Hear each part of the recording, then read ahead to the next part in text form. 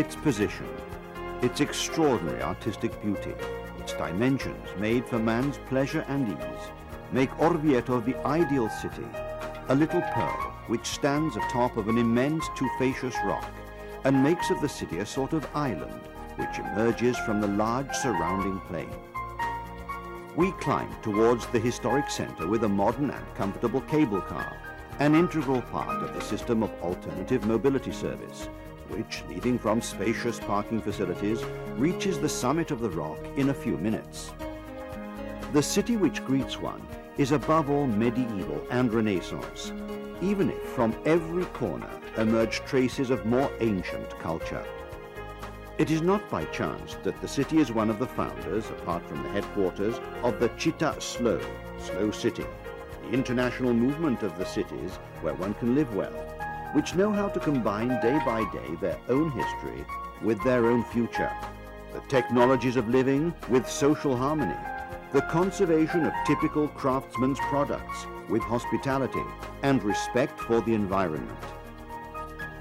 To take in at first glance all the urban layout, we climb the 42 meters of the Torre del Moro, from where we can see the city in all its particular beauty.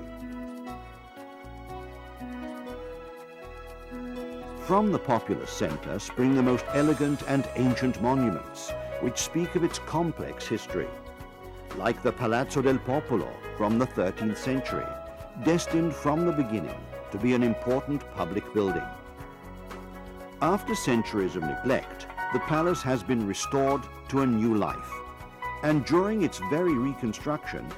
very important excavations came to light, which have been collected together in a fascinating exhibition. For example, the remains of a medieval aqueduct and an Etruscan altar. Orvieto is an ideal place to study, as demonstrated by its ultra-modern University Study Center, which hosts faculties from archaeology to the information technology of the future, but is also the ideal place for pleasant business meetings, as evidenced by the splendid Congress Center inside the Palazzo del Popolo, whose state-of-the-art technology blends with an environment of great nobility and beauty.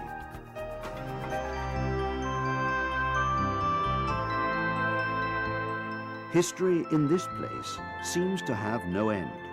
since there were many rulers who reigned here, attracted by its beauty and strategic importance. To rediscover the most ancient traces, one must immerse oneself in the very heart of the rock, in another city, this time subterranean, mysterious and fascinating. It is that which the Etruscans built almost 3,000 years ago, when they built beneath their magnificent city called Velsna an infinite maze of caves and passageways which constituted a perfect system of hydric supply. To visit these ancient grottos, therefore, represents a unique voyage to understand better the soul of a city, both ancient and truly modern, noble and yet friendly.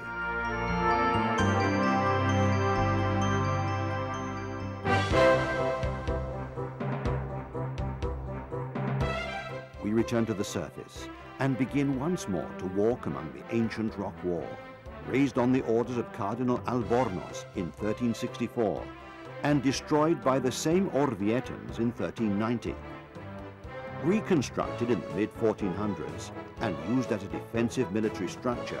today it hosts a beautiful public garden surrounded by a magnificent panorama. At its feet, one can better admire the very particular geographic collocation of the city, literally bound on the tufaceous block which hosts it, and which has always provided its natural defense.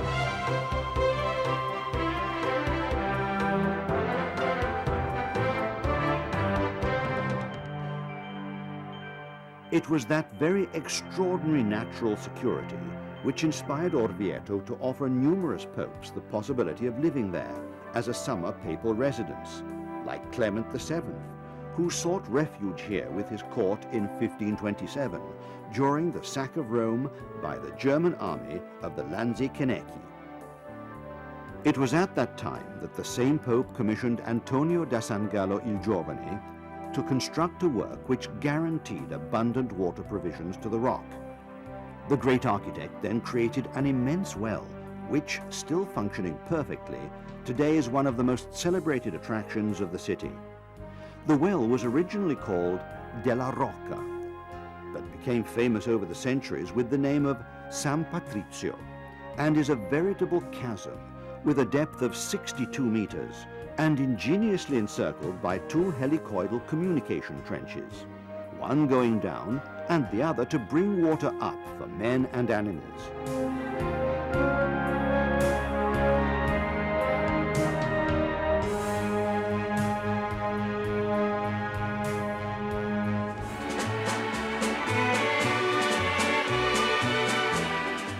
There, from its celebrated reputation as a city of art, Orvieto represents in a marvelous way the image of a perfect medieval center,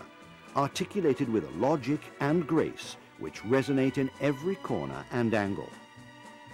In this setting nestle perfectly the innumerable craftsmen's workshops, almost forever inhabited by minor and major artists, who, through their creation of an ancient and suggestive art, can be found almost everywhere. Ceramic shops, wood engravings, fabric, wrought iron artifacts, and gold lacework of exceptional craftsmanship, and 1,000 other offers provide the occasion to make unique and suggestive acquisitions. And the same applies too to the gastronomic fare, which offers a cuisine of rich and delightful flavors, even more enriched by the array of famous wines of extraordinary quality. The city, in fact, is at the center of an important enogastronomic itinerary. The street of the Roman Etruscan wines, La Strada dei Vini Etrusco-Romana, which crosses the whole province of Terni, to which is added the recent institution of the Palazzo del Gusto, the Palace of Good Taste, which includes the regional Enoteca of Umbria, situated in the medieval quarter inside the convent of San Giovanni. Here it's possible to have wine tastings and participate in occasions for knowing and appreciating wines, home-produced gastronomic products, and the Orvietan olive oil. And like all ancient cities, Orvieto too can recount its identity by means of its rites and traditions, new and old, from theatre to musical festivals, famous ones such as Umbria Jazz Winter, one of the most eagerly awaited Italian festivals for jazz lovers, to costumed festivals such as Corpus Domini, where the city seems to go back again to the medieval times.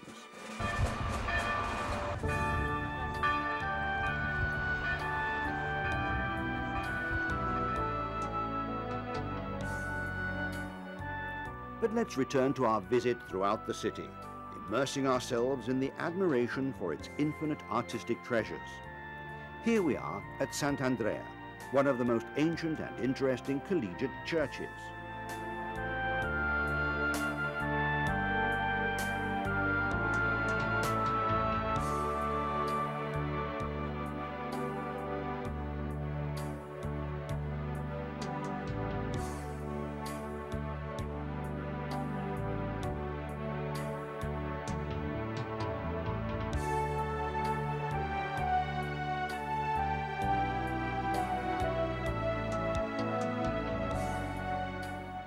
The inside are three widely arched naves with a Gothic cross vault.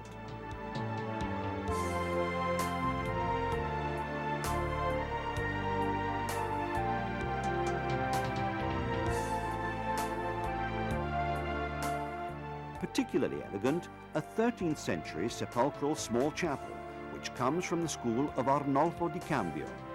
And there are some very beautiful 14th and 15th century frescoes on the left wall.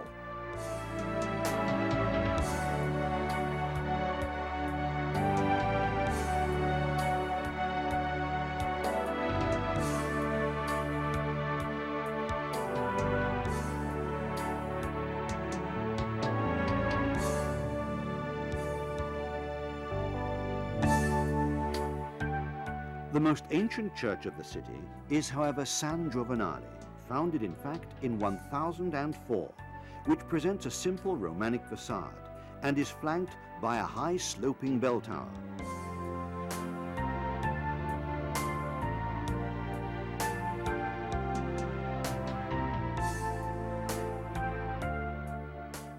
The inside, with 3 naves with columns in tuffo, is splendidly affrescoed with images which are mostly votive,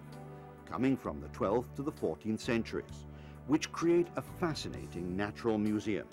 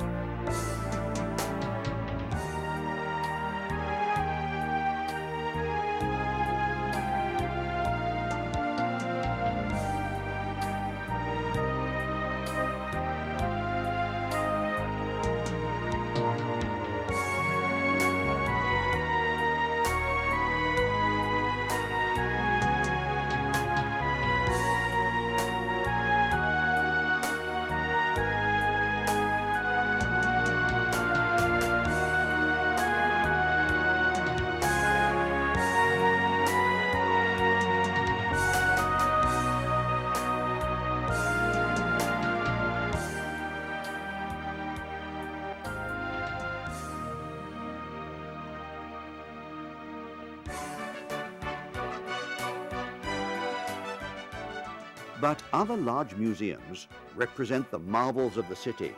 such as the National Archaeological Museum, the Claudio Faina Museum, the Civic Museum of the Opera del Duomo, just to cite the main ones, where there are important collections of various epochs, funerary equipment discovered in the Etruscan tombs of the Orvietan territory, affrescoed vases, sarcophagi, statues, paintings, and splendid artwork in gold, which tell the truly ancient history of the city.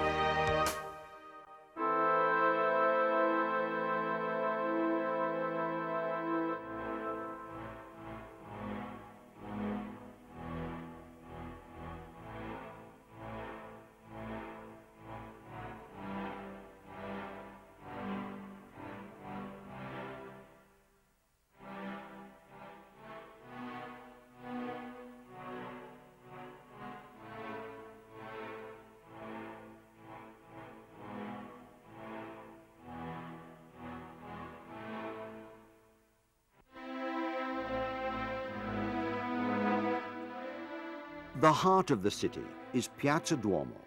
an area of extraordinary beauty,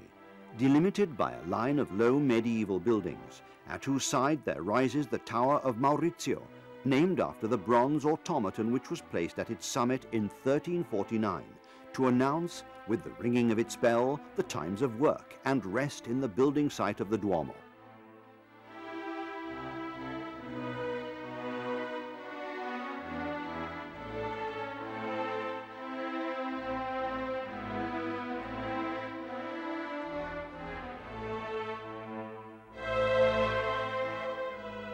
And it is just that vision of the facade of the Duomo, symbol of a city, which fills the vision of every visitor. This is one of the highest expressions of Roman Gothic architecture, a dazzling facade created throughout various centuries by the greatest artists of the time, whose vision constitutes a deep emotion and represents by itself an immense lesson of art and culture.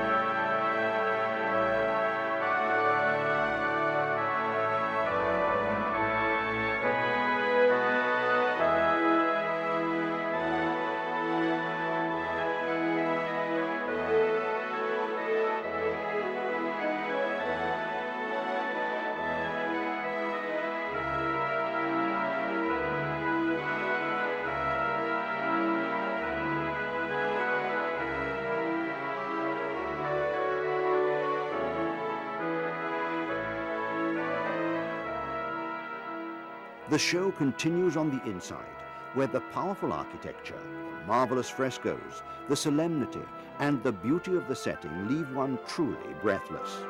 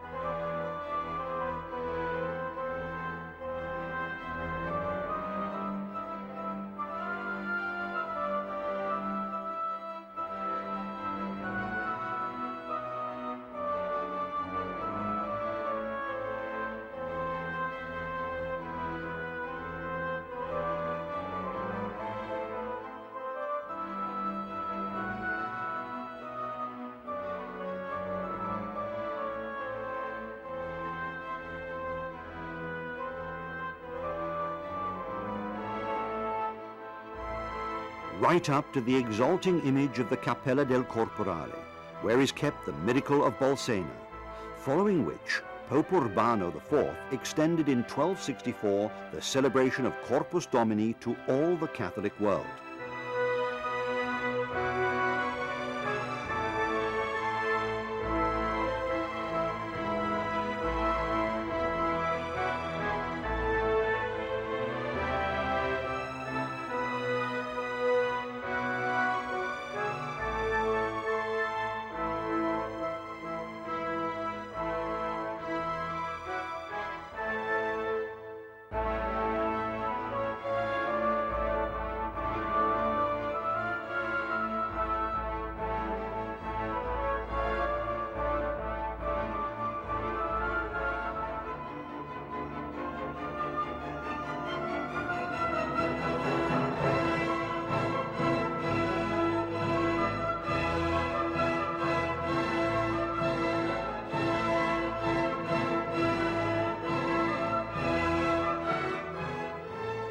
To conclude with the most moving vision, the chapel of San Brizio, brought back to its ancient splendor by an extraordinary restoration which lasted over 8 years. A cycle of frescoes begun by the Blessed Angelico and completed by Luca Signorelli on the theme of the end of the world. A work which for amplitude, complexity, cultural reference points, power of figurative images, stands as one of the highest representations of art of all time, and which honors the soul of a city which has made its most pure symbol that of beauty and culture.